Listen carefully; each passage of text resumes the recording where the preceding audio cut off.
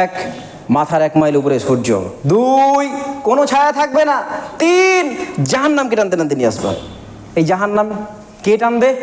হাদিসে চলেন, হাদিসে মিসকাতের 5422 নম্বর হাদিসে আন ইবনে মাসউদ রাদিয়াল্লাহু তাআলা আনহু قال قال رسول الله صلى الله عليه وسلم يؤتى جهنم يومئذ لها 70,000 زمام। সুবহানাল্লাহ। আপনি চিন্তা করেছেন আল্লাহ তাআলা, আল্লাহ রাসূল সাল্লাল্লাহু আলাইহি ওয়াসাল্লাম বলছেন সেই দিন কিয়ামতের মাঠে জাহান্নামকে টানতে টানতে নিয়ে আসবে। 70,000 লাগাম থাকবে একটা জাহান্নামে। কত হাজার? কথা বলেন, কত হাজার? 70,000 লাগাম থাকবে। 70,000 লাগাম ধরে টানতে টানতে ফেরেশতারা নিয়ে আসবে জাহান্নামকে কিয়ামতের মাঠে।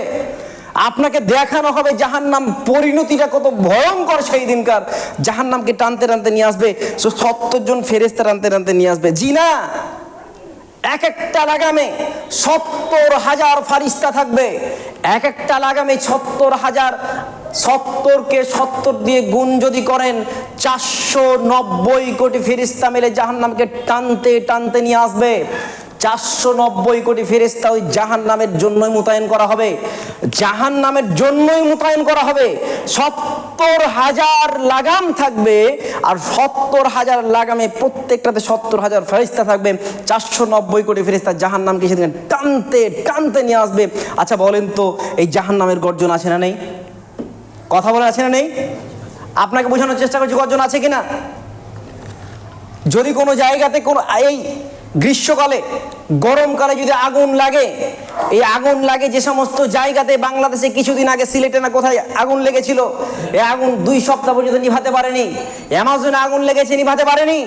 এই আগুন যদি পৃথিবীর নিভাতে না পারে, দেখবেন ওইখানে গিয়ে শো শো ভোঁ ভোঁ করে আওয়াজ হয়, শুধু আগুনের আওয়াজ হয়, শুধু আগুনের আওয়াজ হয়। সেইখানে যেখানে আগুনটা লাগে, একটা বাড়িতেও যদি আপনি আগুন নিভাতে অক্ষম হন, এর গর্জনের কারণে ভয়ঙ্কর একটা রূপ নেয়, ওখানে যেতে আপনি ভয় পান।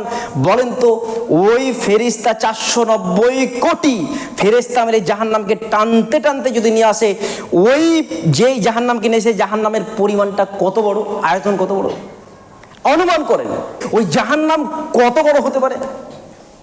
আচ্ছা বলেন, আপনার চোখের সামনে আপনি দাঁড়িয়ে আছেন, আপনার মাথার 1 মাইল উপরে সূর্য, ছায়া নেই, জাহান্নাম সামনে দাউ দাউ করে হাউ হাউ করছে, দাউ দাউ করছে, জ্বলন্ত অগ্নিকুণ্ড জ্বলছে। আচ্ছা বলেন তো, আপনার ভিতরে কিছু থাকবে? থাকবে না। আপনি যত বড় মুত্তাকি হন থাকবে না, যত বড়ই ভালো মানুষ হন থাকবে না। আর খারাপ হলে তো বলাই নাই কি হবে অবস্থা। সেই দিনকে কোনো নবী দায়িত্ব নেবে? সমস্ত মানুষ ছুটে যাবে যে আমাকে রক্ষা করো, আমাদেরকে রক্ষা করো। কোনো নবী দায়িত্ব নেবে না, বলবে আজকের দিন আমার দ্বারা সম্ভব না, আমি চিন্তিত এখন আছি। অথচ নবীরা কোথায় যাবে? কোথায় যাবে গো নবীরা? জান্নাতে যাবে না নবীরা? চিন্তা করেছেন কি অবস্থা সেই দিনকে হবে?